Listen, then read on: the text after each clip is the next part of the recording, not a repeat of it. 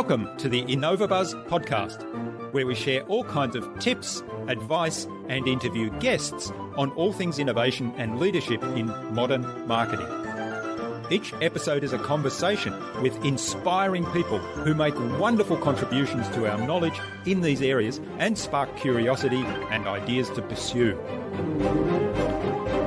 Join me, Jürgen Strauss from InnovaBuzz, and let's get into today's masterclass on this InnovaBuzz podcast.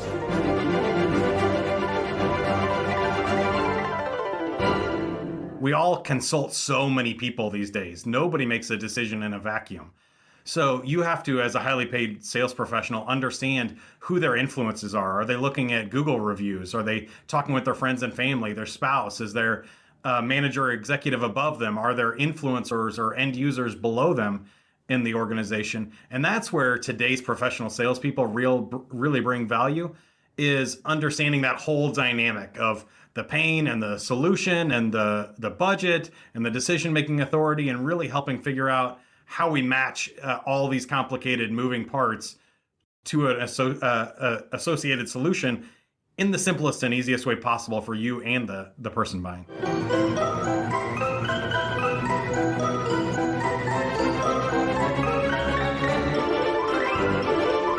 Hi there, Innovator. It's really great to be back with another episode. I hope you've had an awesome week so far. And I hope you enjoyed my recent conversations with Chris Tan of Chris Media and with Kate Adams of Drift. Today, I'm really excited to have on the InnovaBuzz podcast as my guest, Mike Montague. He's the VP of Online Learning at Sandler Training. Mike and I connected through Seth Godin's marketing community, and I'm really looking forward to this chat today. He's also host of the How to Succeed podcast and co-author of the book LinkedIn the Sandler Way. A quick promotional message from our sponsor, that's my business InnovaBuzz, where we help coaches and consultants build professional credibility, engage their target audience, and connect with their ideal clients.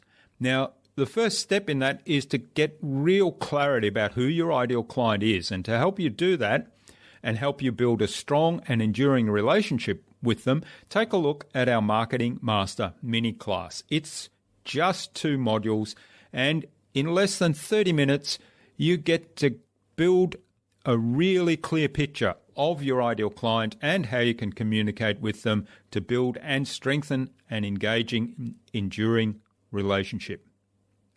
Access the Marketing Master mini class at innovabiz.co/marketing master. It is completely free and it's accessible without even giving away your email. In our discussion today, Mike talked to me about the 3 biggest limiting beliefs about sales and how to overcome them. He described the importance of qualifying hard first to determine if the person you're speaking with is indeed your ideal client. And he explained how closing the sale is all about the relationship you've built from the beginning and the information you've provided. Without further ado then, let's fly into the hive and get the buzz from Mike Montague.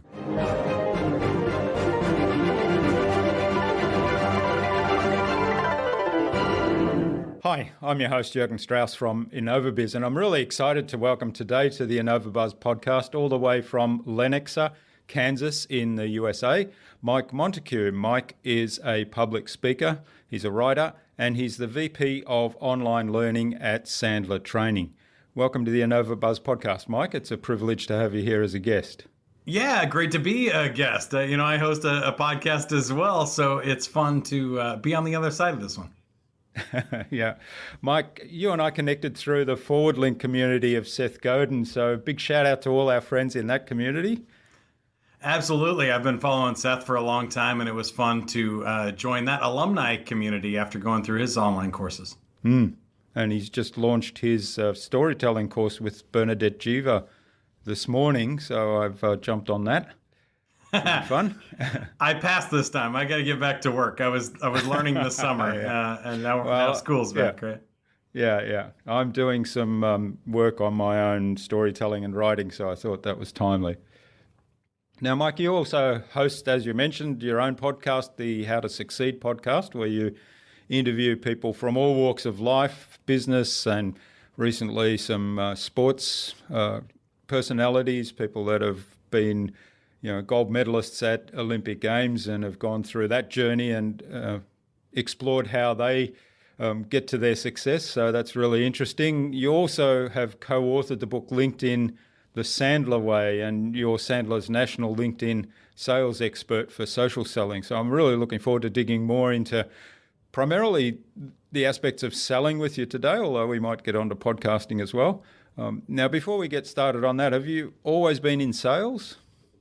No, but my family has. So I come from a long line of salesmen and all very successful at it and really enjoy it. My dad became a Sandler trainer when I was a junior in high school. So I took my first sales training class from him when I was in high school before I had anything to sell.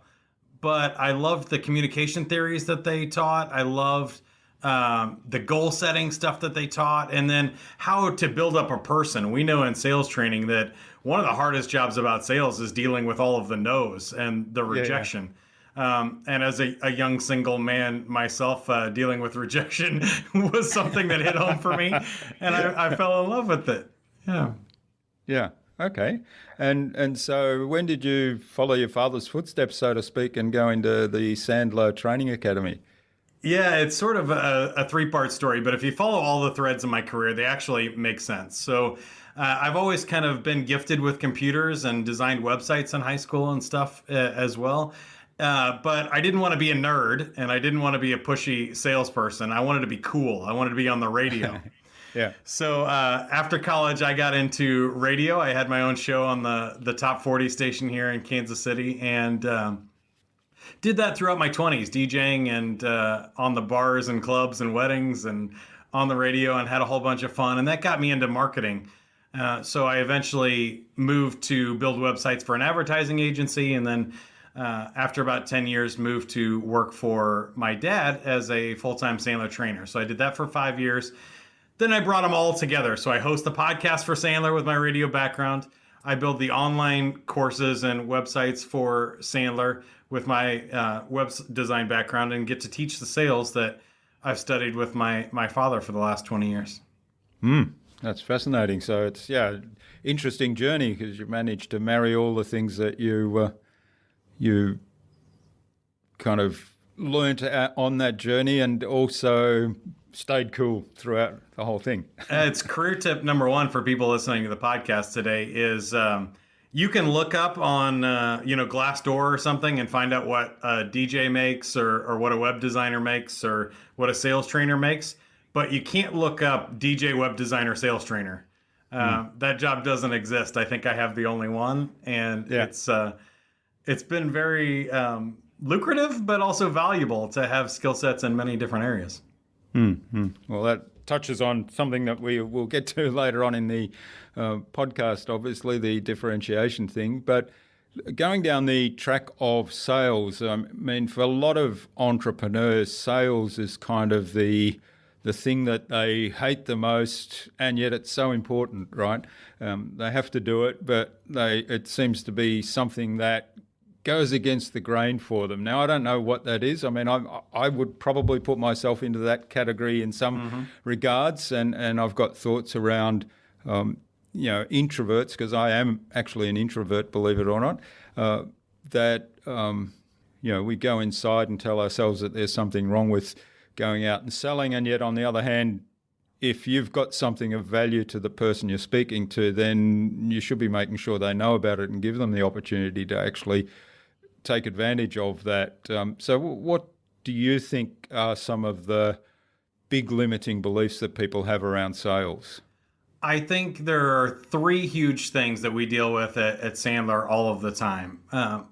Let's start with some of the easy ones first, then you can pick which one you think is most interesting or interesting for your audience. The first one is that a lot of people have this false belief that if you build it, they will come, right? If I just make my product great enough, or if I just get a big enough audience that people will call up and buy from me and I won't ever have to be in sales.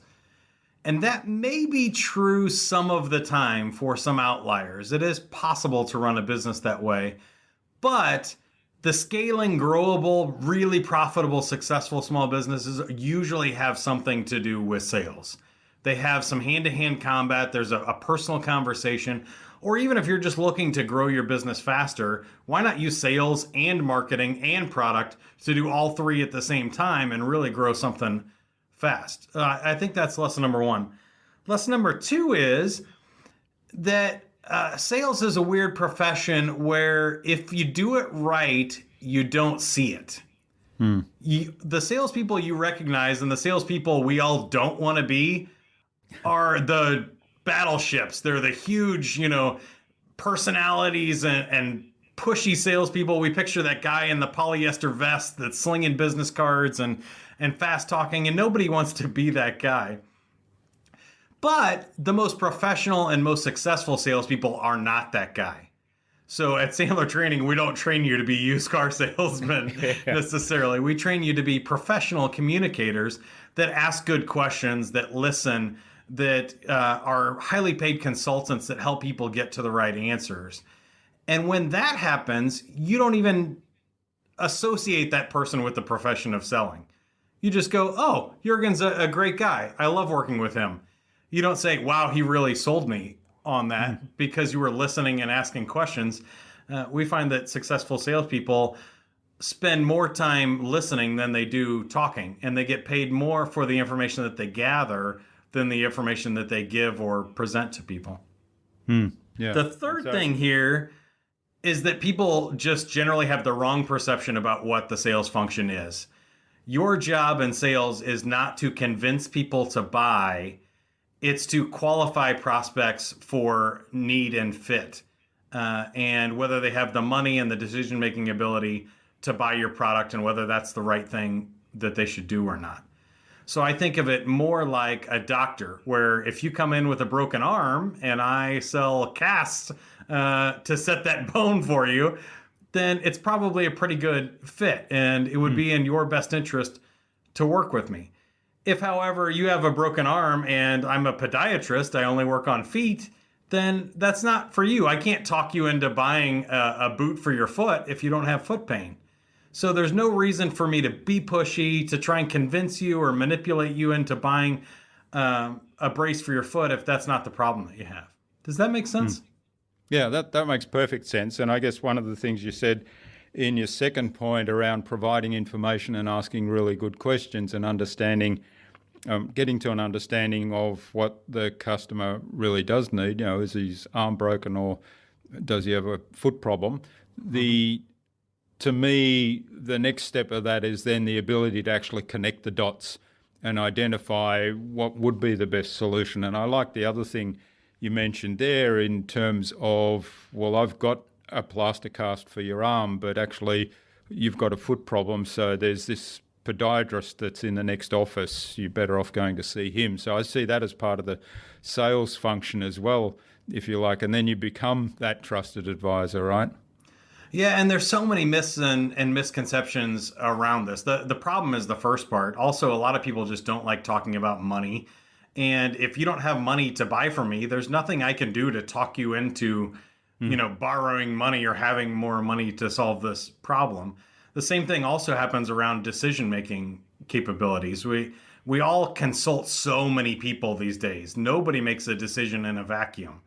So you have to, as a highly paid sales professional, understand who their influences are. Are they looking at Google reviews? Are they talking with their friends and family, their spouse? Is there a manager or executive above them? Are there influencers or end users below them in the organization? And that's where today's professional salespeople really bring value, is understanding that whole dynamic of the pain and the solution and the budget and the decision-making authority, and really helping figure out how we match all these complicated moving parts to an associated solution in the simplest and easiest way possible for you and the person buying. Yeah, that's That's really fascinating stuff, and it comes back to where I often start with, marketing strategy, and also, I've been doing a fair bit of work this week on launching new podcasts for clients and figuring out, okay, well, let's find out who the listener is, because you're talking to a listener. Let's find out who that is, so that what are they likely to be wanting to hear from you, and it all comes back to understanding, what are the needs of that person, what drives them, who influences them, and what annoys them and frustrates them, and how can you help them deal with those frustrations and annoyances and needs and wants and so on. Absolutely. We have a great analogy that I'd like to share with you that we use at Sandler all the time for prospecting. We call it the gumball analogy. So just like you said, you have to identify who your ideal client is. We'll call them the green gumball. If this is the person that is perfect fit for you, I love this line. Selling something to somebody who needs it, who has the money and can make a decision, is not cheating. That's the way sales should be. So if we're looking for those green gumballs and we go out into this world of other gumballs, if we run into a red gumball, it's not worth our time to try and talk them into being green. Or if we run into a white gumball, I don't even know what flavor that is. Why do they exist? We toss those aside and we ignore them, and we spend our effort solely looking for those green gumballs. And if you're doing anything other than that, you're wasting time. You're going on a scavenger hunt without having the items on your list. You never know when you're going to find the right person. So job number one is identifying all those characteristics of those green gumballs, and then stop wasting time with the whites and the reds and the blues and the purples, and just spend your time looking for more of those green gumballs. Yeah, that's a really great analogy. One of the things that I find difficult personally, and I suspect that I'm not alone in this, is you've gotten clear about who the ideal client is. You're providing them lots of really valuable information that addresses their needs, that addresses their issues and their wants. You've started to build a relationship, and you get to the point where there's an engagement and you make an offer.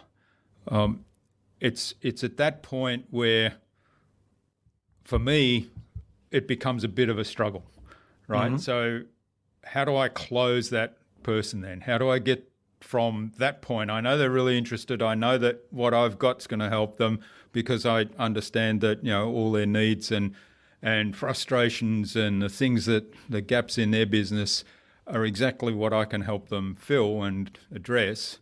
But how do I get to that next step of the closing part?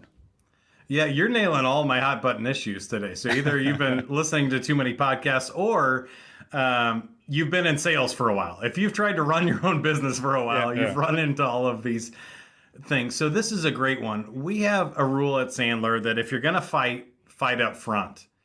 The problem that most people have is they wait until the end to talk about money, or they wait until the end to find out that there are decision makers or there's competitors involved, or what they said they wanted really wasn't what they actually wanted.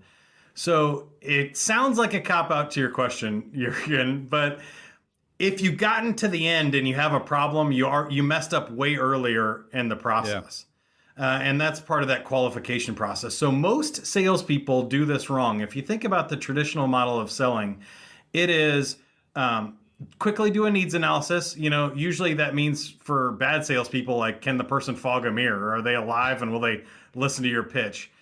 But then they go into the pitch first and they try and close second, which means they have to overcome stalls and objections and all the things that people didn't like about the presentation in order to get past that close. At Sandler, we like to flip that model on its head and do it backwards. So we want to qualify hard first, then close, and then present one really good solution that solves all their problems. So this is really complicated. You can ask me any follow-up questions you want. But basically, most salespeople spend way too much time guessing what the prospect wants and guessing what the prospect thinks is important, instead of asking all of those questions up front and then presenting the right answer. So we could use a hypothetical here. Let's say that we'll use yours. You're buying a podcast hosting and production service. We can ask them questions up front about what they're looking for, like how many episodes do you want? Or do you love booking guests? Do you love editing episodes? Which part of this process are you looking to outsource? And then at the end, we can say, hey, we do all those things. Or we can run down all of the lists of all the services that you have, Jürgen, and ask which ones they like or don't like, in which case we're going to guess wrong. So think about instead like a doctor's office. He doesn't say, hey, here's all the great drugs and prescriptions we can prescribe you. Which ones would you like? That puts the decision-making in the hands of the amateur, and somebody's going to pick something that maybe sounds fun, but doesn't solve their cough or cold. Yeah. Right? So instead, we have to do like a doctor, ask all these questions, and then prescribe one right solution at the end that they don't have an objection to. That they say, yeah, that's right. That's exactly what I was looking for. And then the hardest close we ever have to use is, what would you like to do next? If we have something that solves your problem within your budget and is super easy for you to make a decision on, what are the options left? Really, it's just to move forward.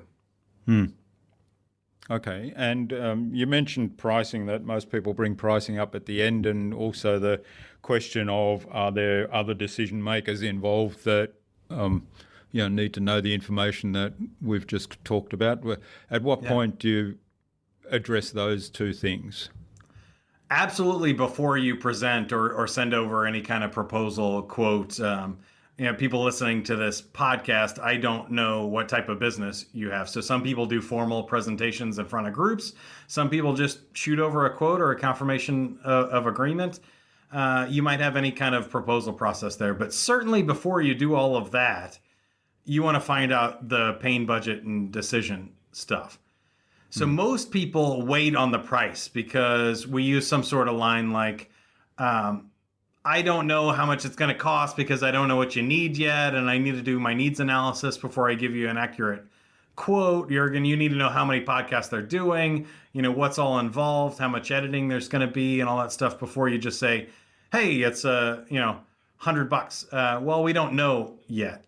Which is fair, but before we send over the proposal, we need to know. What we don't want to do is ask you for 100,000 and you were expecting 50,000, because that's going to blow you out of the water, right?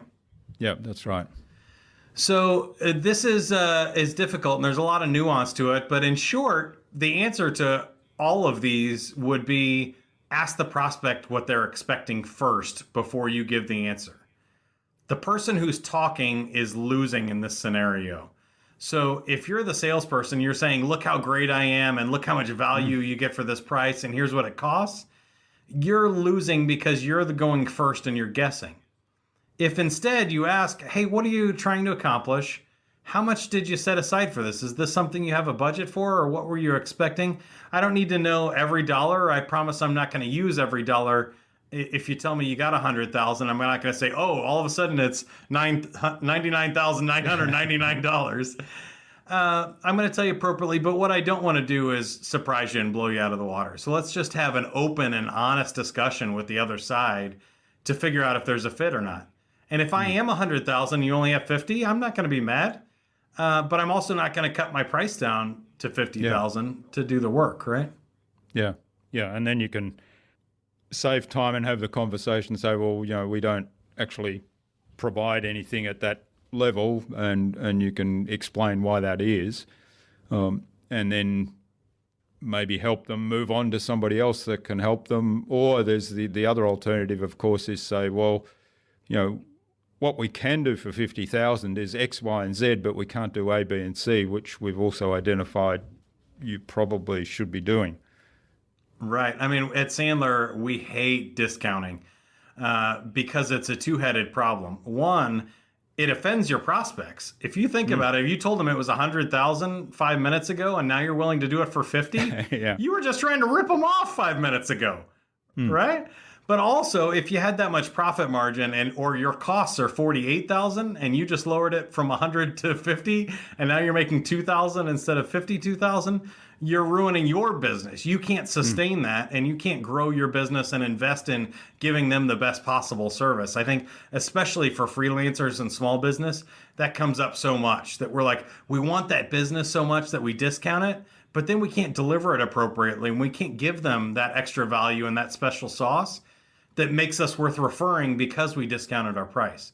Where if we had held firm, we could give them the works. We could do our very best work and feel proud of it if we got our price. Yeah, and my experience also in that, and I mean, I've made this mistake in the past of taking people on board that couldn't really pay the price that, as you say, for me would have been sustainable in the longer term for the business.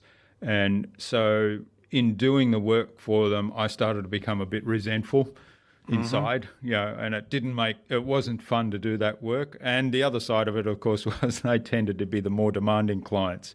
So they would come back and say, no, we need you to change that again. And no, I want it changed again, rather than, you understanding their needs, and then you deliver something really good and they say, that's great, which takes a lot less time actually. Exactly. I mean, I've run into that so much in my career as like a freelance graphic designer and web designer, or even as an entertainer. When I take that event that they say, oh, it's a charity and we don't have any money, and, will you please DJ this event? Whatever it happens to be, that's always the way it seemed to work out for me. And like I said earlier, selling stuff, getting your price, and working with clients who love what you do is not cheating. That's really the way to run a profitable business and love what you do for a living, is to work with people who appreciate it, see your value, and will not be discounting all your stuff all the time. Yeah. And for me, my own personal values, and I'm sure this is common to most entrepreneurs and people that run their own businesses, is, getting a buzz out of the service or product you've provided to your clients, and getting a buzz out of what difference that's made to their business, their life, and to them personally. And in having that's kind of an additional reward on top of the sales. But you can't forget that you still need to make a sale, make money, be profitable as a business, because that's your responsibility to those clients as well. But that's where that buzz comes from. I love that you just said that, because to me, you can call it lots of different things. I kind of call it that special sauce or that magic. But that buzz that's created is created because they appreciate the value, sometimes because they spent more money than they would have somewhere else, right? It's been proven, especially in food and wine, that if you do a blind taste test, people can't tell the difference between a 100 bottle of wine and a box of wine. They actually prefer the box of wine. But when you tell them what it costs and they spend $100, they actually appreciate the $100 bottle of wine more than they appreciate the boxed wine for $10. The same thing has been proven in blind studies with wedding cakes and all kinds of stuff, that when you spend more, you actually get more out of it. You spend more on that front row ticket to a concert, you enjoy it more than if you had gotten the ticket for free. It's amazing. But also the same thing, like you said, when you're delivering it, being excited about and passionate about delivering your product or service, and having the room and profit margins to give them that special sauce, to go that extra mile and really wow them, is what grows your business. None of us look back on our purchases in our life and say, man, I'm so glad I bought the cheapest toilet paper possible.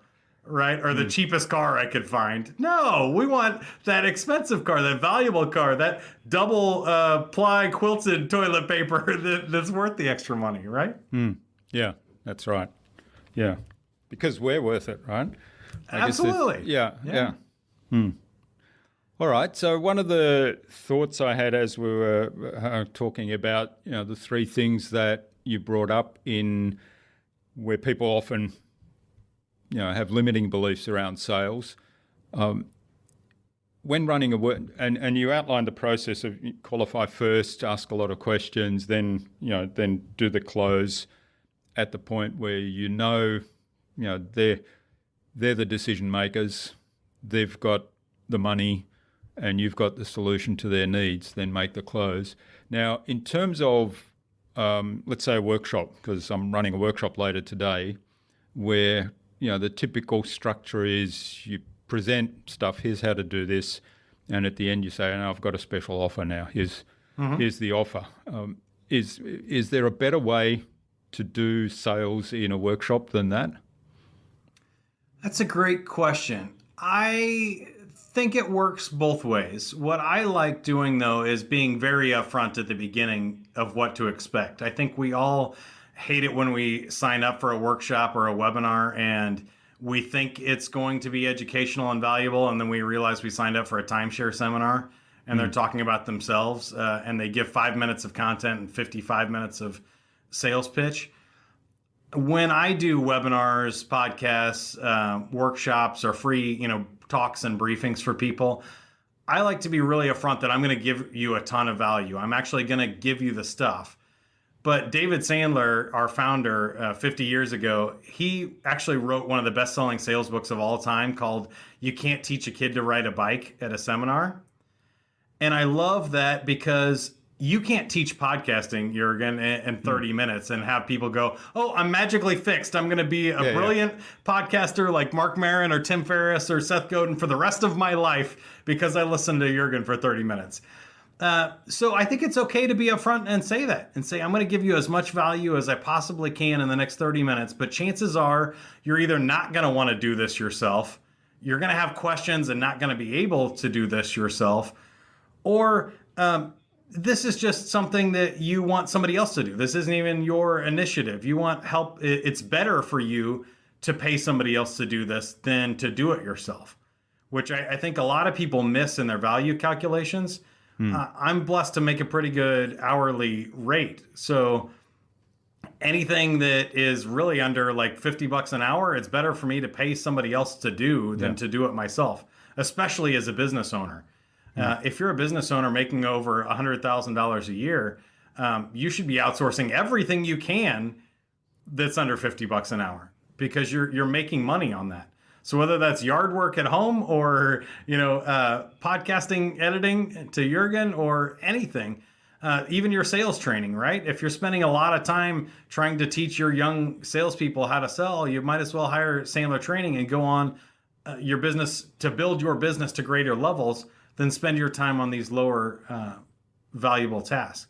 So I think that's a long way to say, I like to say all of that up front and be brutally honest with people at the very start. Say, hey, I do have a special offer for you at the end. Here's what it is. It's okay to say no. It's okay to leave the webinar if this isn't for you. And it's okay to say yes, and I'm not going to put you to the screws and hold you down until you say yes to this webinar. I'm going to help you as much as I can, but this is the brutal truth. A lot of people appreciate our services and want the help from us. Yeah, that's a really good way to approach it. And I like what you said earlier that a lot of people miss that. And time, for me, I've come to this realization, and maybe it's a consequence of getting older, but time is really precious. That's something that we can't renew. The minute that's just gone is never going to come back. It's lost. So that minute, I want to really be spending that the best way I possibly can.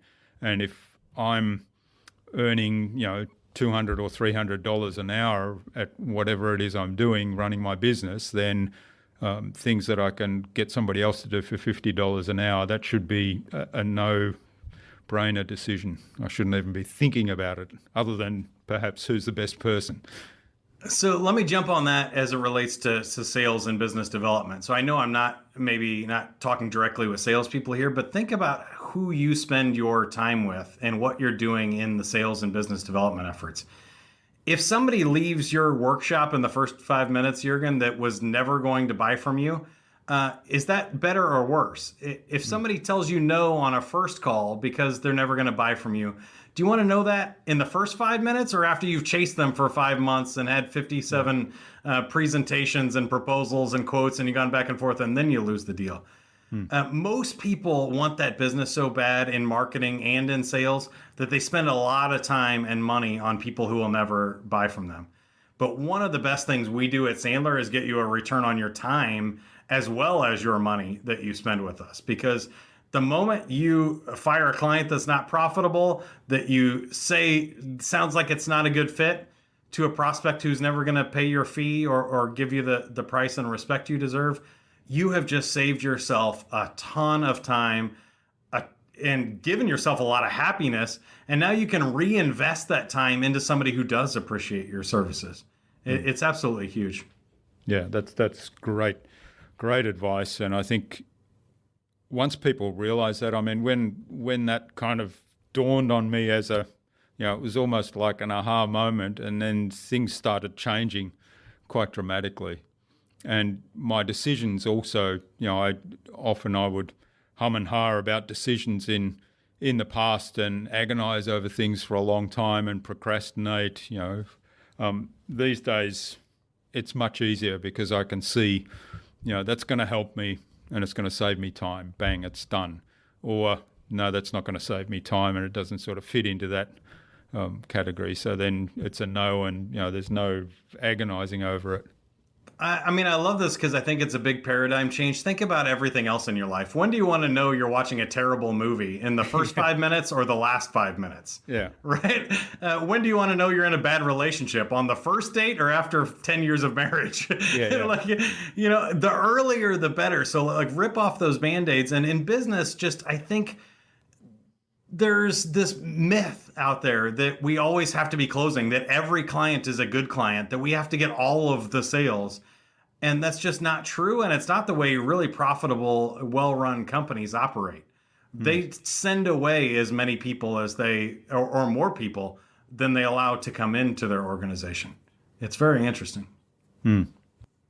All right. Well, this is fascinating, Mike. I could go on talking sales and mindset and limiting beliefs around sales for ages, but I'm looking at the time. I think it's a good time to move on to the buzz now. We've touched on a couple of things in this already, but the buzz is our innovation round designed to help our audience, who are primarily leaders and innovators in their field, to give them some tips from your experience. So there's 5 questions, and hopefully you'll give us some really insightful answers that will inspire people to go and do something awesome today.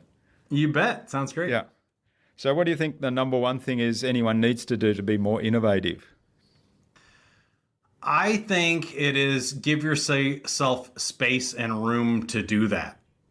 What I find is whether it's a salesperson or an owner running so hard and working in their business that they forget to call a timeout and work on their business.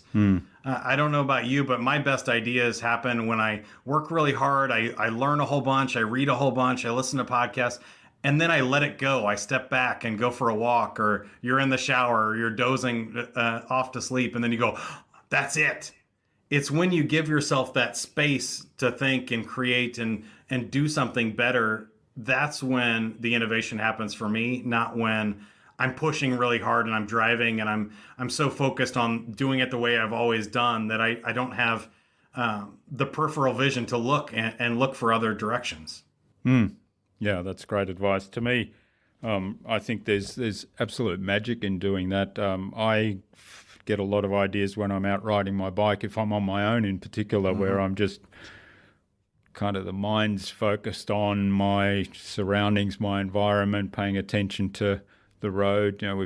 We're lucky here with quiet country roads, so you don't have to pay that much attention to traffic, and it's much more about nature and being out there. And often I come back from an hour's ride with 5 ideas in my head, and I'm sort of recite after about the 3rd idea. I need to start reciting them so I can remember them, because I don't want to stop to.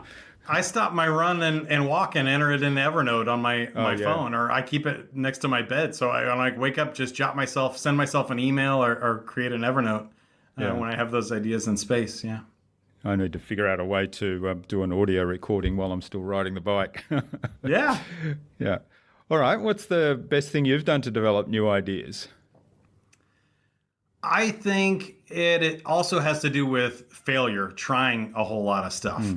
Nobody comes up with their brilliant, innovative idea on the first try.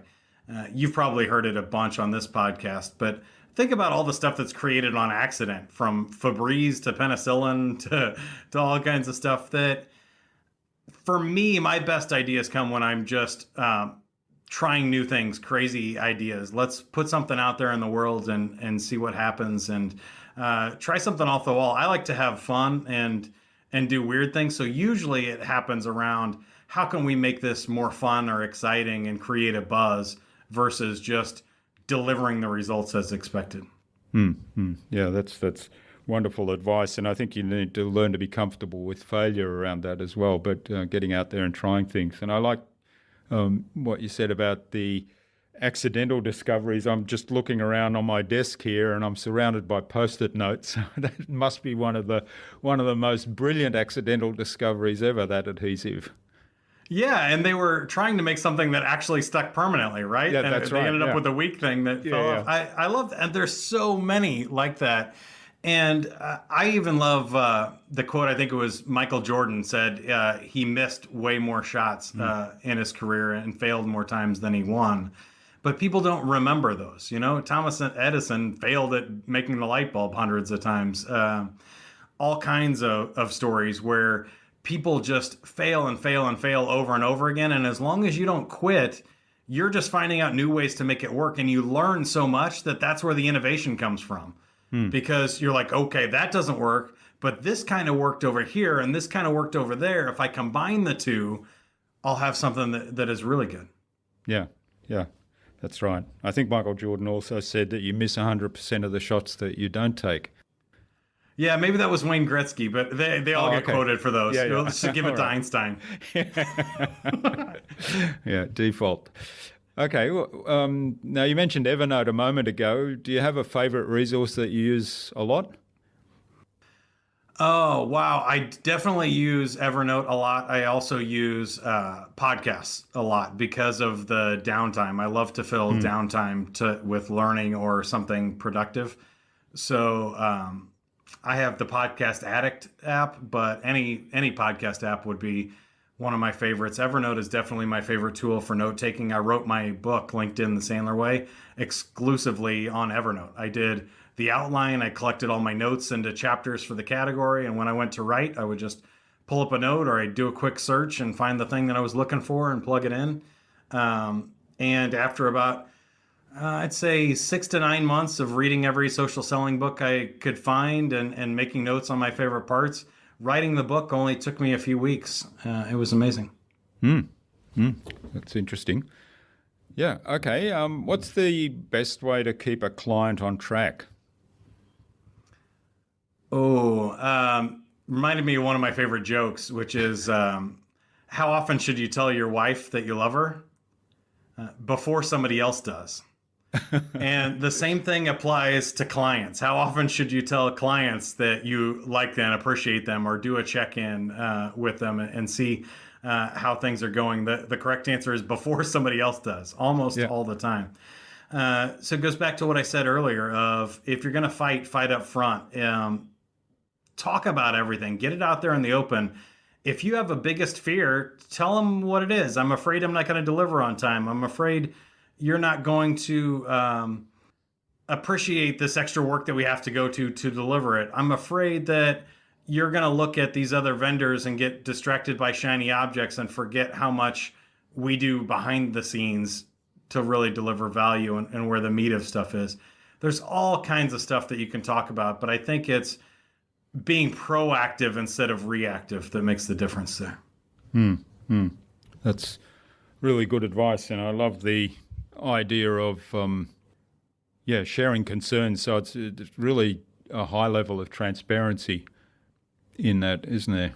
Which I think is much appreciated. I mean, one of my clients was telling me yesterday about getting an email. No, not even that.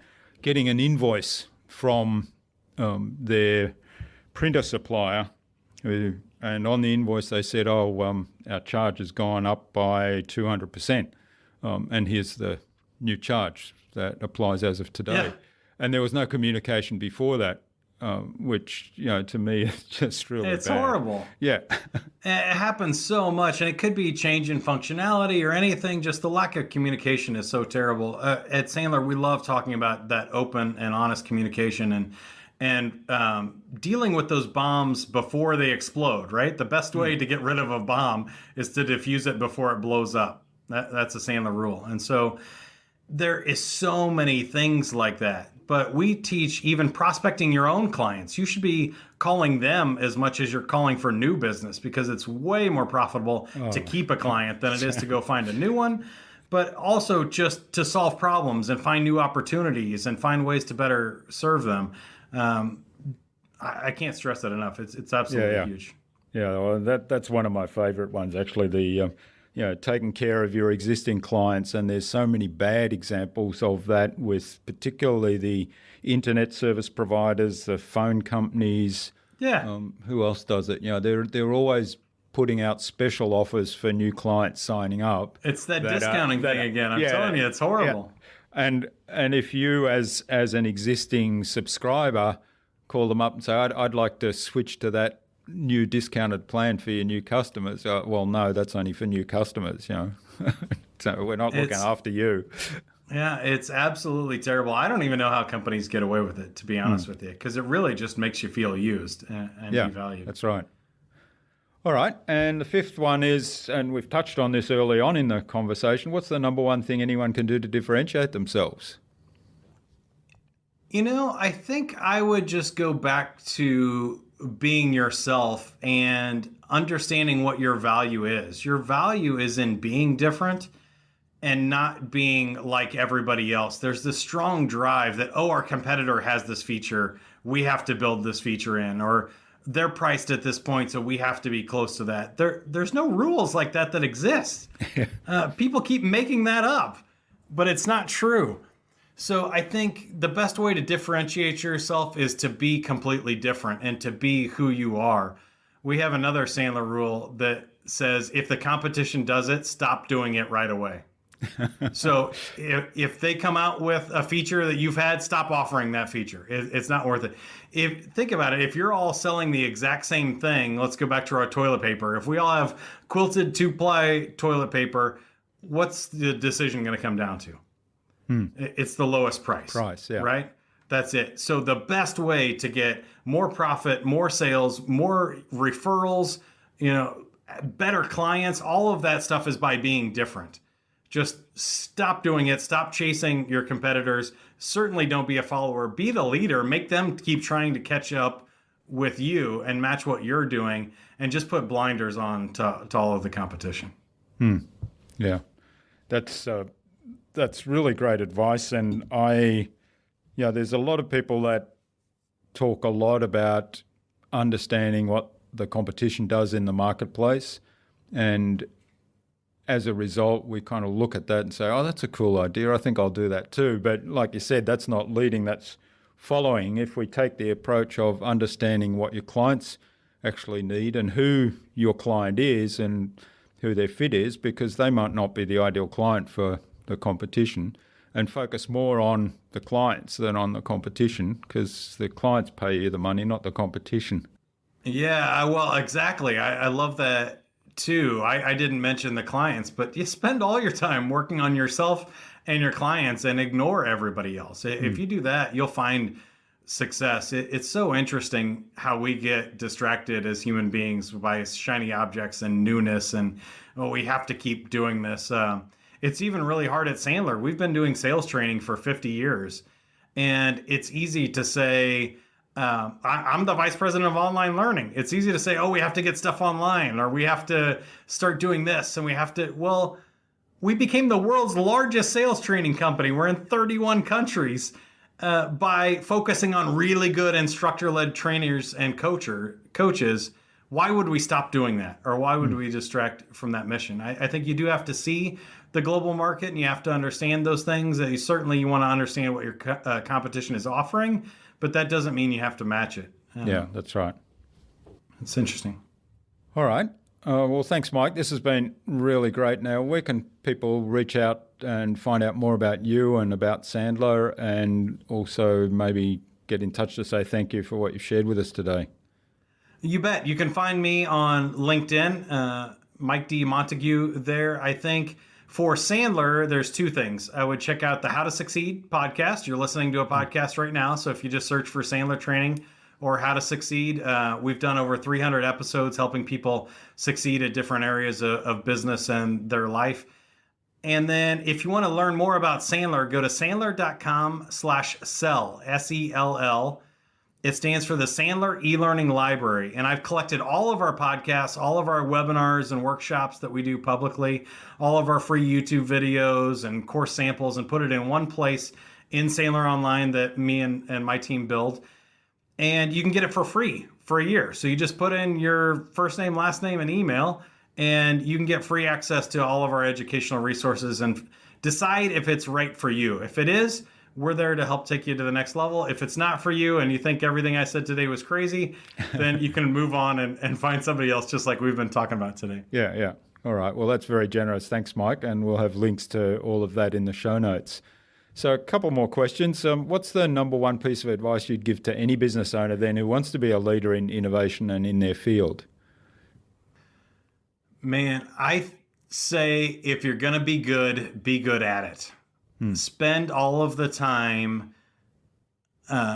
investing in your product or services and making it as good as humanly possible, and take the space to do that. That takes time, it takes effort and dedication to be a specialist and be the best of your craft. If you're going to do something, be good at it. Don't just throw a lot of stuff out there and hope something sticks. And there's a value to a minimum viable product, and getting something out there and testing if it works. But as soon as you find what your core value is, go all in on that. Go 100%. Yeah. All right. That's great. Love it. Now, finally, who would you like me to interview on a future InnovaBuzz podcast, and why? Great question. Seth Godin, have you asked him yet? I haven't asked him yet, no. I cannot get enough of the guy. I haven't had the guts to ask him on my podcast yet either, but I know he's done that for people in his courses, and he's always a great interview. Yeah. All right. Well, we'll reach out to Seth and see whether we can get him. I know he's a busy man and hard to find time with him, but we'll see what we can do.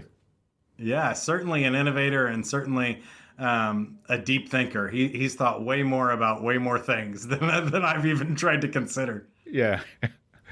All right. Well, thanks so much, Mike, for sharing your time and your insights with us so generously today. I've really enjoyed this, digging deeper into sales and particularly into some of the limiting beliefs and mindset barriers that we put in our own way for sales. And I think, what you've shared with us today and the structures and the approaches you've given us are really valuable. So thanks for that. And I wish you all the best and for the future, and let's keep in touch.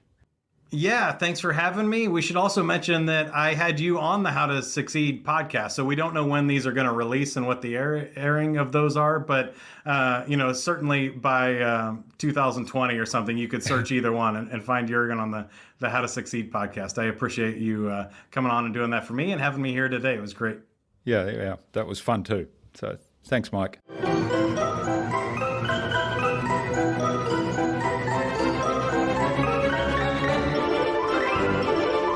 Well, wasn't that a highly engaging and informative conversation with Mike? I really hope you enjoyed it and took something away from this episode. He shared some wonderful tips about when is the best time to qualify a lead, and it might not be when you think, and also the 3-step Sandler sales process. I'd love to know what you took away from Mike's episode. Leave a comment below the blog post, which you can find at innovabiz.co/Mike Montague. That is MikeMontague. All lowercase, all one word, innovabiz.co/Mike Montague. You'll also find contact information for getting in touch with Mike there, as well as links to the Sandler website, to Mike's LinkedIn page, to the How to Succeed podcast, to the book LinkedIn The Sandler Way, and the other resources we spoke about in this conversation.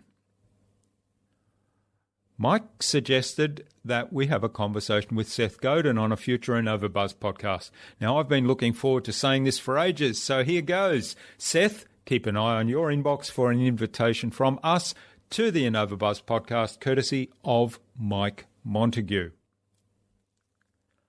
Remember to check out our Marketing Master mini class at innovabiz.co/Marketing Master. It's completely free and accessible without even giving away your email. It's my thank you for you listening to this podcast. Working through that, you'll gain absolute clarity about who your ideal client is and how you can communicate with them to build and strengthen an enduring, engaging relationship. And if you'd like our help to go even deeper into marketing mastery or our help with podcast production, then send me an email to jurgen@innovabiz.co and we'll set up a quick call to explore that further. Tune in again next week. We've got some more fantastic guests lined up. I'm always amazed how many amazing guests come on to the show every week and share their insights so generously with us. Next week we have Steph Clark, host of Steph's Business Bookshelf podcast, and Jason Resnick of Res.com. Stay connected with us by subscribing to the InnovaBuzz podcast at innovabuzz.com/subscribe. innovabuzz.com/subscribe. Make sure you never miss another episode. It would also mean a lot to me if you leave us a review, because what you think matters. I'd love to hear your thoughts, your ideas, your suggestions, or questions you have, so go ahead and share them in the comments below the blog post for this episode. Until next time, I'm Jurgen Strauss from InnovaBiz. Remember, be awesome and keep innovating.